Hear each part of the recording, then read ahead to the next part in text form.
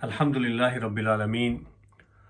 As-salatu was-salam ala ashrafil anbiya wal mursaleen wa ala alihi wa sahbihi ajma'een amma ba'd. Ayyuha al-ikhwa, assalamu alaykum wa rahmatullahi wa barakatuh. Wa qala Allahu ta'ala fil Qur'an al-Hakim, a'udhu billahi minash shaitanir rajeem. Shahru Ramadan alladhi unzila fihi al-Qur'an hudan lin-nas wa bayyinatin min al-huda wal-furqan. فمن شهد منكم الشهر فليصمه ومن كان مريضا أو على سفر فعدة من أيام أخر يريد الله بكم اليسر ولا يريد بكم العسر ولتكملوا العدة ولتكبروا الله على ما هداكم ولعلكم تشكرون. Praise be to Allah. We praise Allah and send peace and blessings on His Prophet Muhammad sallallahu alaihi wasallam.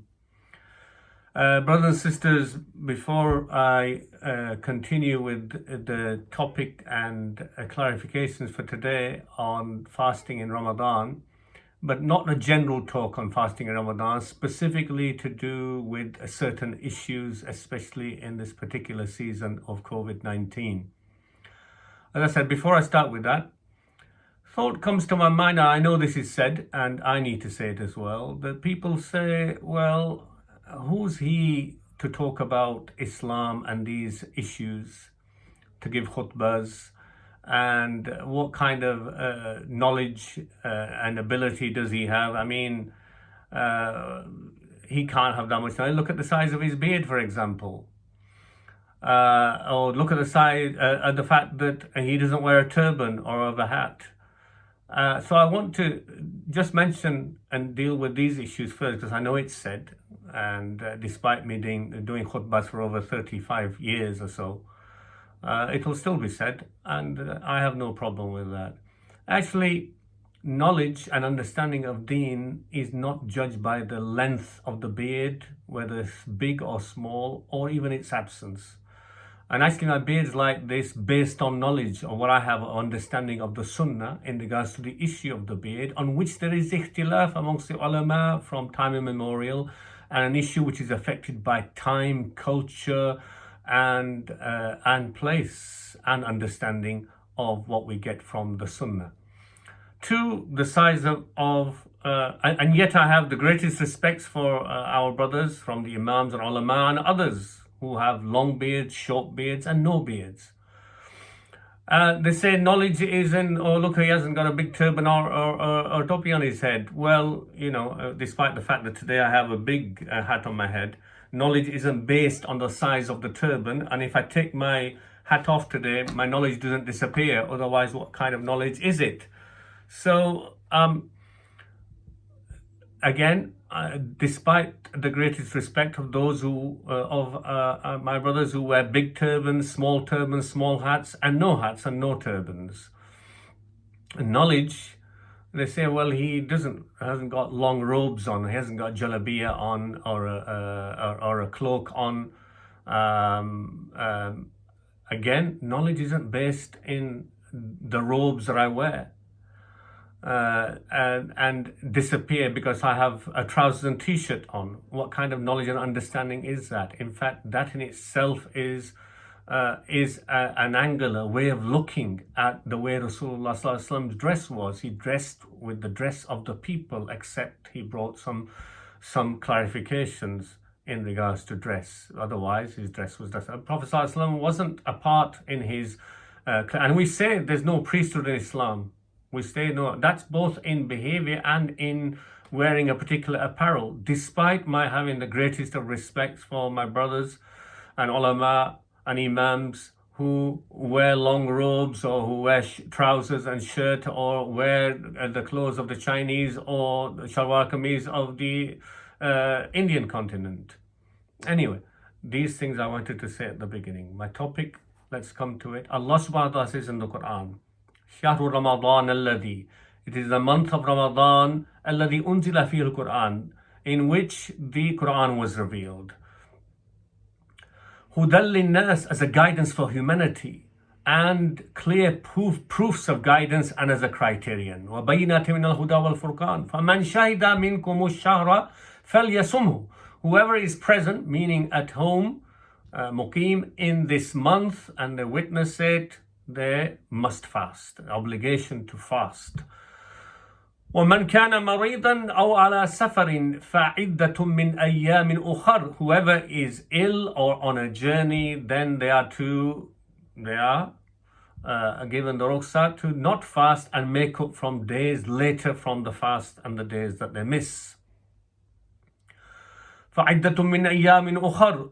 And after that, straight away Allah says, يُرِيدُ اللَّهُ بِكُمُ الْيُسْرَ وَلَا يُرِيدُ بِكُمُ الْعُسْرَ. Allah wants to make things easy for you, not to put you under duress and difficulty. وَلَا يُرِيدُ بِكُمُ الْعُسْرَ وَلِتُكْمِلُوا الْعِدَّةَ. So complete the time period of the fasting. وَلِتُكَبِّرُوا اللَّهَ عَلَى مَا هَدَاكُمْ. And mention the greatness of Allah, that He has guided you. وَلَعَلَّكُمْ تَشْكُرُونَ. So that, and perhaps that you may be grateful. This ayah is the ayah of the obligation of fasting of Ramadan. And notice within it is the beautiful part of it, which says Allah doesn't want to, despite the fasting, doesn't want to burden you and put you in difficulty, but wants to make things easy for you. And this is the underlying, despite fasting being made, but this is the underlying principle of Islam, of the Shari'ah and the guidance from Allah subhanahu wa ta'ala. That's why Allah subhanahu wa ta'ala says, وَمَا جَعَلَ عَلَيْكُمْ فِي الدِّينِ مِنْ حَرَجٍ. Allah didn't place on you haraj or burden with this deen. Or He says, لَا يُكَلِّفُ اللَّهُ نَفْسًا إِلَّا وُسْعَهَا. Allah doesn't burden any soul except according to its ability, according to the burden it can bear. إِلَّا وُسْعَهَا, according to its ability. Or لَا يُكَلِّفُ اللَّهُ نَفْسًا إِلَّا مَا آتَاهَا. Allah doesn't put a burden on His soul except according to what He has given it, meaning of ability to be able to bear the burden. So that is the whole of Islam. In fact, as the ulama of maqasid, the purposes of the Sharia, they have a phrase which, an overarching phrase which shows the overall purpose of the Sharia and the guidance of Islam is that which is جلب المصالح ودرء المفاسد. Islam came as a guidance, including all its details, to bring the human beings benefit both in this world and the hereafter, and dar al-mafasid, to keep away from them all kinds of harm from this world and the hereafter. That's the overarching principle. And in that regard, therefore, came with the idea of maqasid. What are the purposes of Islam, the Sharia, including its ibadat, and the ulama of maqasid, the big ulama of maqasid, how they put forward the first and foremost top level of those was az-zaruriyat in the maqasid, in the purposes, overarching az-zaruriyat, which are the absolute necessity, hifzul zaruriyat, that need protecting, and that is a deen, haya, life, religion, mal, aql, nasl, and ard. That it came primarily, the absolute necessities that Islam came is to protect deen, meaning to protect the right of somebody choosing their deen. That is also inherent in this meaning. To protect deen also means that it made obligatory certain things like ibadat of salah and fasting, hajj, umrah, etc., to protect the deen of an individual as well, on an individual level, on a community level, to protect the deen. To protect life as the overarching. It didn't come to destroy life. It came to protect life. So anything that comes against that cannot be part of the deen. In other words, anything that comes to destroy life as a general principle, except in exceptional circumstances, to protect the other things as well, as I've mentioned. So, for example, if you have in a situation even in the case of deen, some people say, of course, deen takes top priority. What it means that given actually means the choice of declaring your faith in Allah to protect that very principle. Even in that situation, Allah subhanahu wa ta'ala said in the Qur'an, من كفر بالله من بعد إيمانه إلا من أكره وقلبه مطمئن بالإيمان. So Allah subhanahu wa ta'ala is describing here a person who disbelieves after believing, but meaning that there are people who will have punishment and azab. However, it gives an exception. Except the one who has been forced or compelled to denounce their faith. So denounce La ilaha illallah, even to that extent, but their heart, nobody can take it out of the heart, that's what's hidden inside, but their heart is content with faith. They still have it inside. So a person, therefore, Ammar ibn Yasir from the Sahaba was given the allowance. This ayah came in regards to him to denounce Allah and His Messenger in front of the mushriks as were punishing him and his life was in danger, to denounce it, to safeguard life, because they couldn't get inside. In regards to eating and drinking, Allah subhanahu wa ta'ala made eating the dead and eating khanzir haram and drinking khamr haram. However, Allah subhanahu wa ta'ala still says, فَمَنِ اضْطُرَّ غَيْرَ بَاغٍ وَلَا عَادٍ فَلَا إِثْمَ عَلَيْهِ. And whoever, nevertheless, is forced out of need without desire for it and without wanting to go beyond the boundaries, meaning without wanting it, out of desire for themselves, or without wanting to go beyond the boundaries of what is needed to safeguard life, then if they eat from, for example, if you're facing death out of starvation of food or out of thirst, then you're allowed to eat from the dead and eat from the pig, that amount which will keep you alive. Those things are harmful in normal situation. They'll affect the health. That's why Allah forbade khamr and forbade eating the dead and blood and khinzir, for example, the meat of the pig. However, now forget harm to your body. You're actually dying. So now the priority is to eat from those harmful things just enough to safeguard life. And that's why ulama then drew from that a principle, الضروريات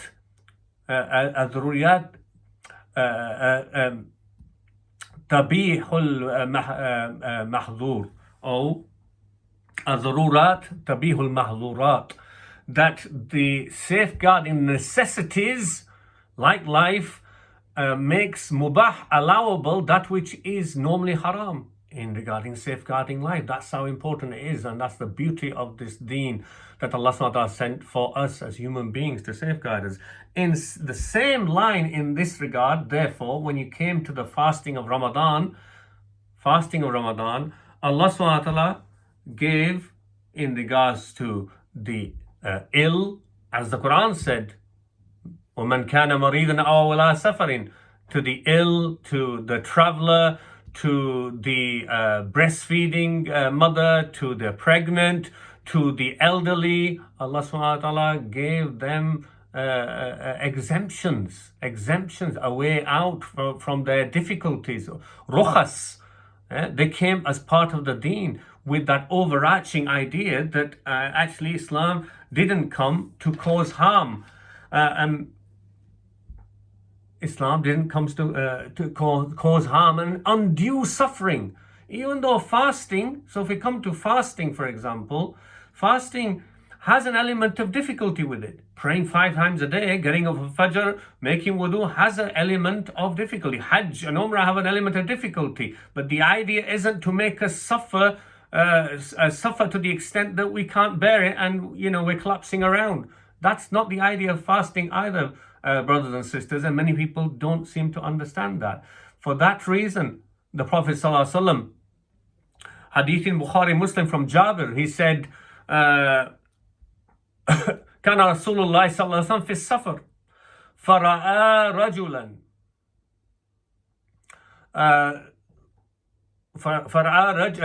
ازدحاما ورجلا قد ظلل عليه فقال صلى الله عليه وسلم ما هذا؟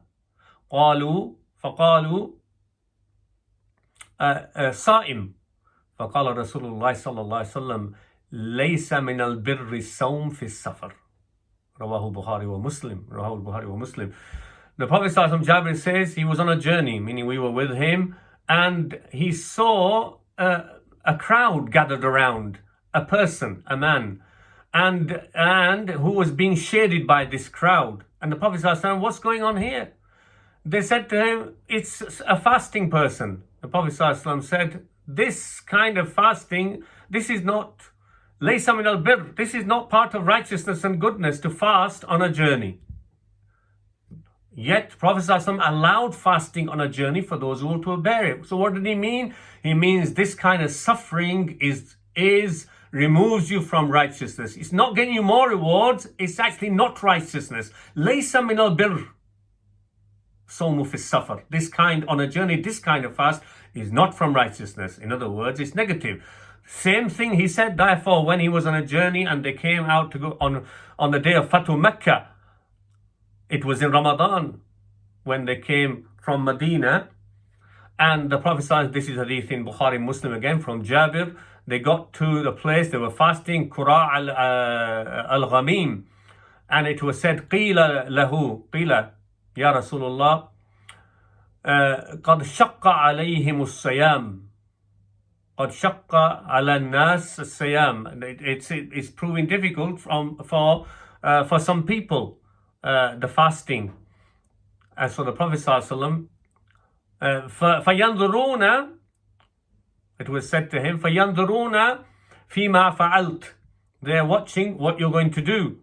So the Prophet ﷺ called for a container, a bucket of water, and he sat where he could be seen on the camel, and he drank from the water and broke his fast. Not at iftar time, broke his fast before the iftar time so people could see. So because of the suffering, then it was said to him, some people didn't break their fast. What did he say, sallallahu alaihi wasallam? He said, sallallahu alaihi wasallam, he said, Ulaika al-usa, Ulaika al-usa, they are the disobedient ones. They are the disobedient ones. Yeah. So this is because fasting with extra suffering. And this is the beauty of this beautiful deen. It doesn't want us to suffer. And now, keeping those things in mind, what I've said, the question has come from doctors and nurses that in this season of emergency crisis with the COVID virus, where we see intensive care beds and hospitals full and of COVID patients, and where you see imams, in fact, on YouTube leading janazah with 10 bodies at a time and a mass grave being dug.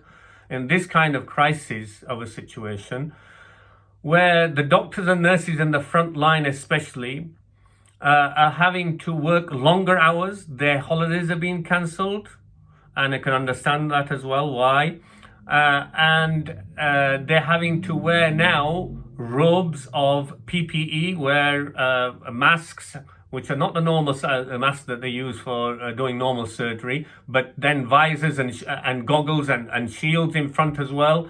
And it is clearly said by those doing that every couple of hours, not only out of a stressful situation, but out of becoming very claustrophobic, they have to go and have a break and take all this off and then put it on again. And they have to also keep on drinking fluids to avoid themselves getting dehydrated. And if they do get dehydrated, that would also affect their ability to look after those who are in life and death situation, as we very well know. Nurses and doctors working in this kind of situation, what do they do in regards to fasting in the month of Ramadan? So this is a question that's come, and the answer in regard to this I'd like to give. I heard from some, and I read a fatwa as well given by some, and I didn't like it. because the beginnings of that fatwa was that the doctors and nurses first should try take a holiday in this situation for a few weeks so they can go on fast. I believe this is not the right premise. This is not the right kind of answer in this kind of situation. I will go further than that. As doctors and nurses, and I've worked as a doctor for over 30 odd years, we feel guilty when things are really busy in the flu season, for example, that we face every winter, to leave our colleagues to deal with a flu crisis and how busy it gets because we don't get extra numbers, we just have to work harder. We feel guilty about the colleagues that we're leaving behind having to pick up the pieces because we've gone on holiday and therefore endangering patients. Now we're not in a normal situation. I can understand in a normal situation, when things are not in crisis like warfare, that if we're able to take leave for a couple of weeks to fast and it makes it easier for us, that's absolutely fine. But in this crisis situation, which I've described already, this is to say that I would like to take leave is like, and I don't mince my words, it may be strong coming across, it's like cowardice on a battlefield. When death is happening all around and somebody decides they need to do a runner in the other direction, leaving the others in the crisis situation and endangering those who are facing death situations as well, life and death situation. Really, it is like that, to say that to somebody, you should try and get a holiday or wangle it somewhere so you can go away and do your personal ibadah. That is against the very maqsad and spirit of Islam, brothers and sisters, and I disagree with it strongly. So, however, we don't give a blanket fatwa for all doctors and all nurses, all those frontline workers, that they should not fast the month of Ramadan. That is not acceptable to do either. Each individual has to decide according to their own situation. But it's not left just as simply as that as well. What do I mean by each individual? Because actually, it depends on the scenario of hospital doctors. Some of them are not necessarily working in the front line every day, wearing those robes every day with those masks and goggles and visors. They're not doing that all the time. So that's a different scenario. Those who are doing that, it may be that they're doing a night shift, which is not the same as doing a day shift when you're fasting. So it will be fine in that situation to be able to bear the fast. A day shift is a different ball game. So it depends on the shift, it depends on the night shift and the day shift. But the day shift, if you're on at the front line dealing in intensive situation with the crisis with COVID people having to wear these garments, then it becomes very difficult. Not only, I would say, there's an allowance for these people to break their fast on those days that they are working. They have a right to be able to do that and make up the fast later when we get out of this crisis situation later on in the year. But when they're not working, they may have a couple of days off at the weekend, then it's obligatory for them to fast again. And if they're doing a night shift, then it is preferable that they fast during the day, because that's less likely to affect them. And they generally be asleep at home if they're doing a night shift during the fasting day. However, for many, I would say, doing a day shift, a 12-hour shift, in that kind of scenario, where fluid is needed to keep them hydrated and where they need to be compassed 100% dealing with life and death situation, I would say, and they know their experience for the last couple of weeks already. They already experienced what they are feeling like physically as well as mentally dealing with that situation. In many cases, I would say, go as far as say, it would be obligatory on them to break their fast and to make it up later. Yes, I said it right. Fard on them to break their fast and make it up later. We are talking about endangering the life of those who they are entrusted to look after and their own lives, brothers and sisters, on top of that. Islam and fasting didn't come to give us harm. in crisis situations like that we're facing now for those on the front line. Islam, la darara wa la dirar. There is no harm and reciprocating harm in this religion, even through ibadat. And talking about fasting, yuridullahu bikumul yusr. Allah wants to make things easy for you. How is it making things easy? You're contradicting what Allah is telling you already. How does it make things easy if you put in danger your life and in danger life of others because you are dehydrated and you're feeling weak under all this gear you're wearing because you're fasting? It's against the spirit of what the Shari'ah came for, brothers and sisters. So that's what I say about that. And you know, there's bushra and good news. Some people think actually when you do this, you're getting less reward. I would say those people who do that, who break their fast in Ramadan and make it up later, because of what they're doing on the front line, they are the ones getting the greater reward, brothers and sisters. There's a beautiful hadith which is reported in Bukhari and Muslim from Anas radiallahu an. He says that كان رسول الله صلى الله عليه وسلم في السفر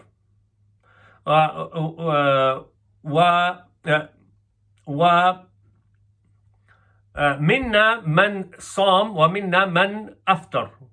They were from amongst us. Prophet ﷺ was on a journey. It seems in Ramadan. Even though hadith doesn't say it, but indirectly it's implied. From amongst the Sahaba with him were those who were fasting and some of them who were not fasting. So it seemed the Prophet ﷺ was fasting as well, and he was actually negative about fasting, the obligatory fast of Ramadan on a journey, and when you're suffering, only allowed it if they weren't suffering.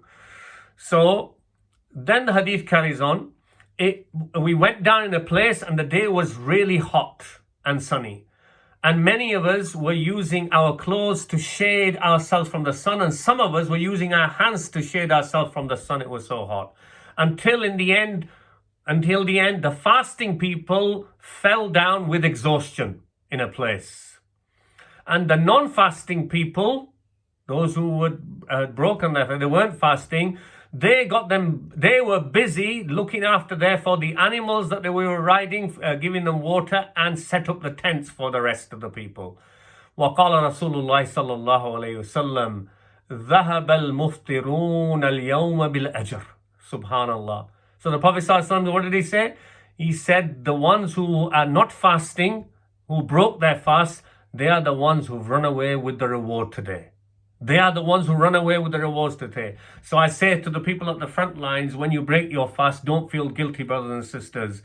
You are the ones getting the greater reward for all that you are doing, but you're not leaving your deen. You're not compromising your deen. This is the deen. You're not doing it by compromising the deen. You're doing it with the deen that tells you to break your fast in your situation and make it up later, so that you get the double reward, the reward of what you're doing now, and you still get the reward of fasting because you're making up the fast from later. Now we come to another group of people, and that is the rest of us, the majority of the Muslim population, and I'll give a couple of other groups that I'm going to talk about after that, and that is the ill patients, ill people, and the elderly. But those which are apart from that, which is the vast majority of us, who are at home, isolated at home, or whether we're not isolated in Ramadan, or whether we're isolated, or whether we're going to work, makes no difference. The fast of the month of Ramadan is obligatory upon us. Obligatory upon it. It's fard. Because people said, oh, what about COVID crisis now? Has Ramadan been cancelled? Ramadan is not cancelled. Let me make it very clear. Ramadan is not cancelled. Fasting is obligatory upon us. Some people said, well, yeah, but, I might be at more risk of catching the virus. No, there's no evidence that because you're fasting, you're at more risk of catching the virus. I'm sorry. And if we're confined to our homes and we should following the government guidelines, then we shouldn't be any risk if we're not doing stupid things of mixing in large groups, etc. Some people said, oh, is it not cancelled because I can't get a hot meal? Subhanallah. Can you imagine Sahaba and the Prophet ﷺ, how often the Prophet ﷺ didn't have food, any cooked food in his house, and 2 months would go by, just had dates and water.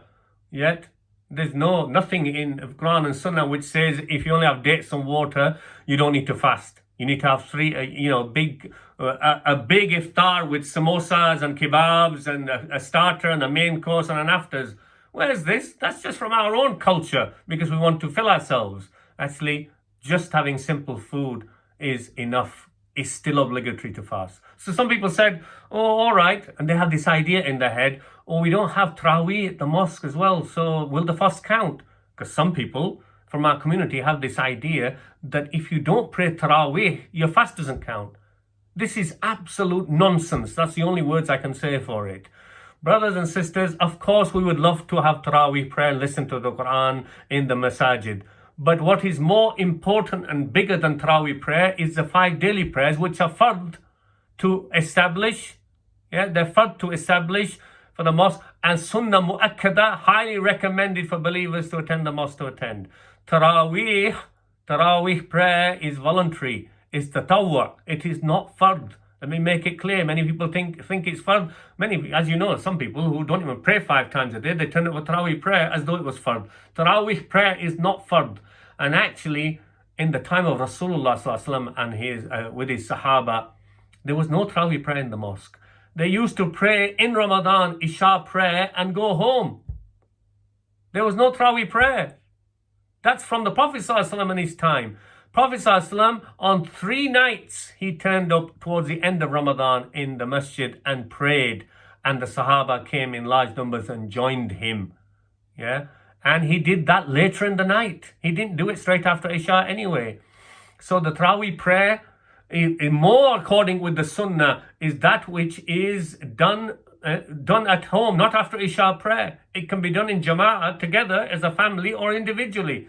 And better to do it later part of the night rather than straight away after Isha, I would further add. So when Umar bin Khattab radiallahu anhu, as mentioned in Hadith and Sahih Bukhari or Athar Sahih Bukhari, establishes Taraweeh prayer after Isha in the masjid, saying, Ni'mal bid'ah hadhihi, wallati yanamuna anha afdalu min allati yaqumun. He said something else as well. After establishing that with the Sahaba and Tabi'een, Umar bin Khattab radiallahu anhu, he said, this is the best of innovations when he saw them praying together after Isha prayer, Taraweeh prayers.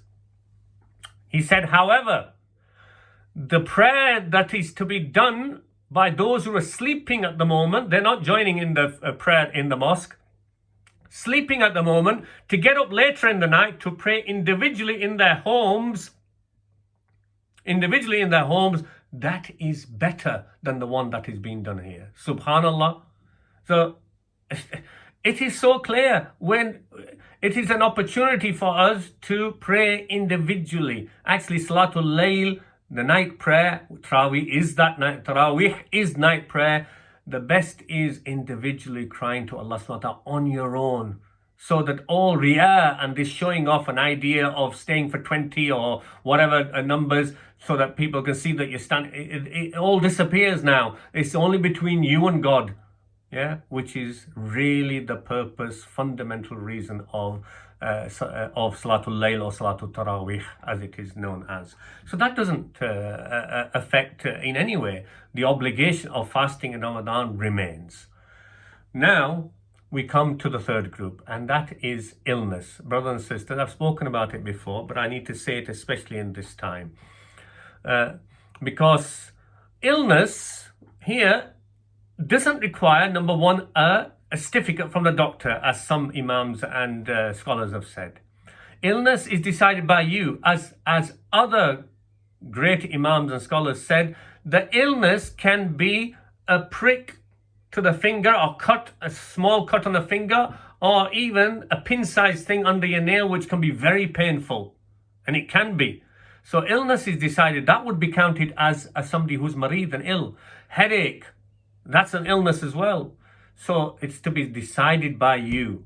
But keeping in mind that there may be minor ailments which in no way make you suffer unduly more than the person who doesn't have that minor ailment.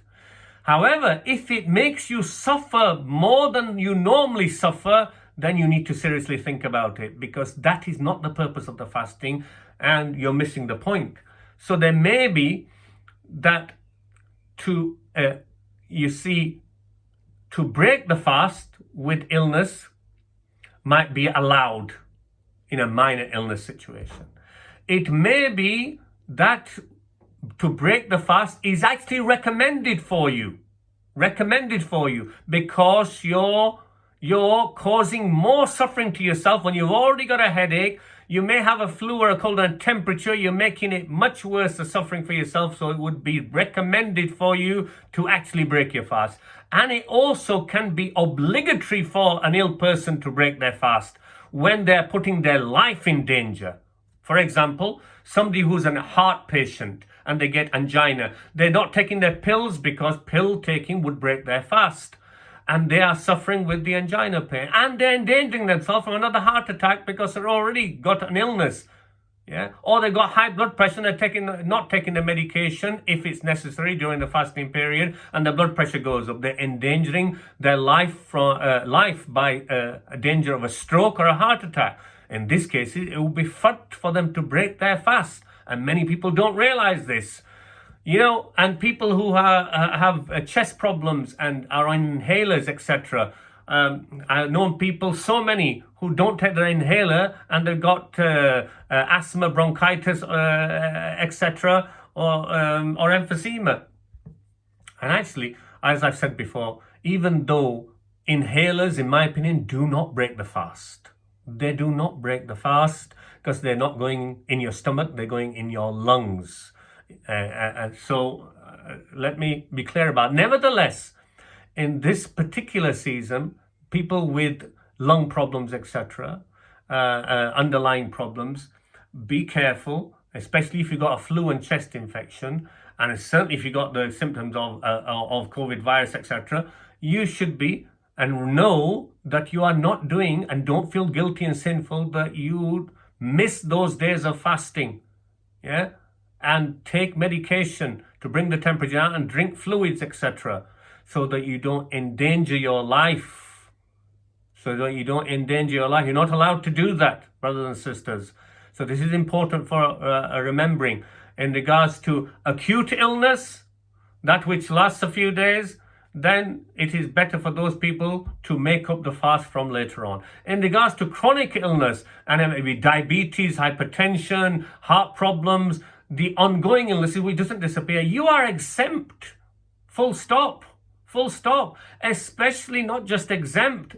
For some of you, it is actually dangerous, and you, like the Prophet ﷺ, he's our example, Rahmatal lil Alameen. He's actually telling the person who's just suffering from the sunshine and getting shaded, while he's fasting, that this is not from righteousness. So what would he say about you and me, who are making ourselves suffer and putting our lives in danger and carrying on fasting when the exemption has been given by Ar-Rahman Ar-Rahim, the most merciful, the most compassionate? It is part of our deen. It is against our deen to cause that kind of suffering to yourself.